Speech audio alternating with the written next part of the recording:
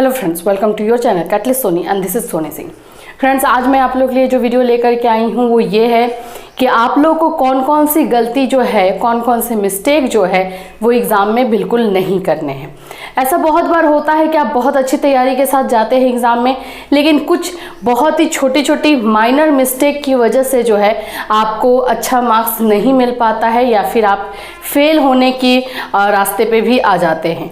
तो आज मैं आपको बताने वाली हूँ कि आप लोग कौन कौन से मिस्टेक्स ना करें एग्ज़ाम में, और उसको करने से तो बिल्कुल ही इग्नोर करें और जो है सही तरीके से अप्रोप्रिएट वे में अपने पेपर को लिखें। सो फ्रेंड्स, अगर आप हमारे चैनल पर नए हैं तो चैनल को सब्सक्राइब कर लीजिए, बेल आइकन को हिट कर दीजिए। हम लोग आपको पेड क्लास बीएड एंट्रेंस का पेड क्लास जो बिहार का है, यूपी बीएड एंट्रेंस का पेड क्लास बहुत जल्द हमारे चैनल पे आने वाला है। तो जो लोग रजिस्ट्रेशन करवाना चाहते हैं जल्द से जल्द करवा लीजिए। एक और बात बता दूं, Awadh university B Ed second year का क्लास जो है, फर्स्ट जो बैच हमारा चल रहा है वो फुल हो चुका है और सेकेंड बैच में अब एडमिशन हो रहे हैं। तो जो भी सेकेंड बैच में एडमिशन करवाना चाहते हैं जल्दी से जल्दी व्हाट्सएप पे मैसेज करके कर दीजिए। चलिए स्टार्ट कर लेते हैं इस बात को। एग्जाम में कौन कौन सी गलती नहीं करनी है, आपको बिल्कुल भी उस गलती को करने को अवॉइड करना है। सबसे पहली गलती क्या होती है एग्जाम में, जो हम लोग यूजुअली कर ही देते हैं, हमसे हो ही जाता है कि हम लोग को आप लोग का ये क्वेश्चन भी आ रहा है, क्या हम लोग जंबल क्वेश्चन करके लिख सकते हैं। जैसे होता है ना कि ये है जो है ग्रुप 1 है, ग्रुप 2 है, ग्रुप 3 है, तो आप चाहते हो कि हम लॉन्ग क्वेश्चन पहले लिखें।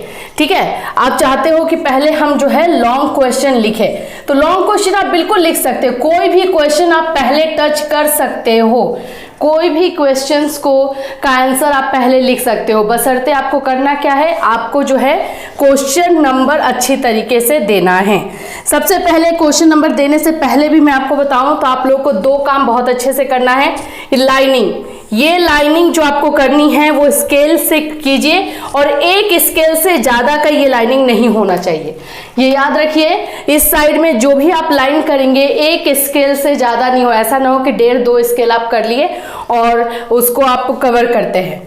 और इस साइड में जो है हाफ स्केल, इस साइड में आपको हाफ स्केल करना है।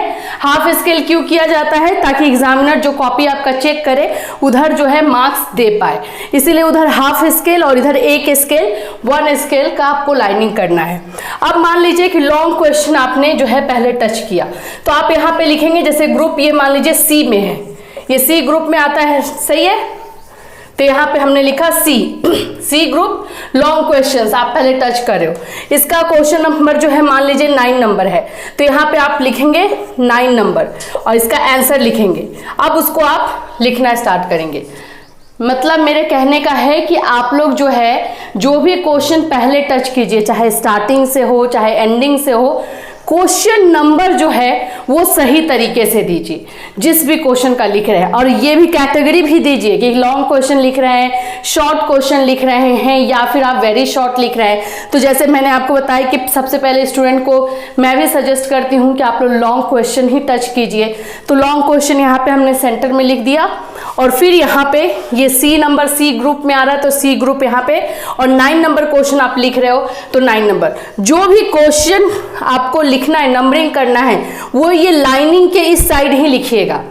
याद रखिए, आप जो भी क्वेश्चन कर रहे हैं उसको लाइनिंग के इस साइड लिखना है। मैंने देखा है कि YouTube पे बहुत सारे लोग जो है सेंटर में बता रहे हैं कि क्वेश्चन नंबर सेंटर में लिखिए। कभी मत कीजिएगा, क्योंकि सेंटर में क्वेश्चन नंबर नहीं लिखा जाता है, सेंटर में आपका टॉपिक लिखा जाता है। क्वेश्चन नंबर लिखने के लिए ही ये लाइनिंग करवाया जाता है कि स्टूडेंट जो है यहाँ पे क्वेश्चन नंबर क्लियरली लिखे। और इस साइड में जो हाफ स्केल का लाइनिंग करवाया जाता है वो हमारे जो टीचर्स हैं जो आपकी कॉपी चेक करेंगे वो मार्किंग करेंगे, इसलिए करवाया जाता है। ऐसा नहीं है कि बेतुका है, दोनों जो लाइनिंग करवाया जा रहा है वो वेस्टेज है इसलिए नहीं है, इसका कोई मतलब बनता है इसीलिए करवाया जाता है। ठीक है, तो यहाँ पर जो है नंबरिंग आप अच्छे से करेंगे, जो कि स्टूडेंट नंबरिंग करने में प्रॉब्लम करते हैं। तो क्वेश्चन नंबर को सही तरीके से लिखना और उसके बाद आंसर लिखना, ये पहला। दूसरा आपका जो है जो आपको ध्यान देना है वो है लिखने के सीक्वेंस पे।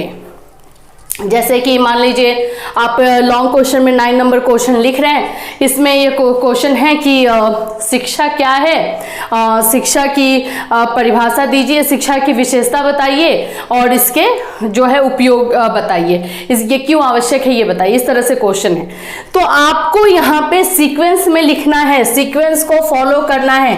सबसे पहले आपको जो है वो शिक्षा क्या है उसका आंसर देना है।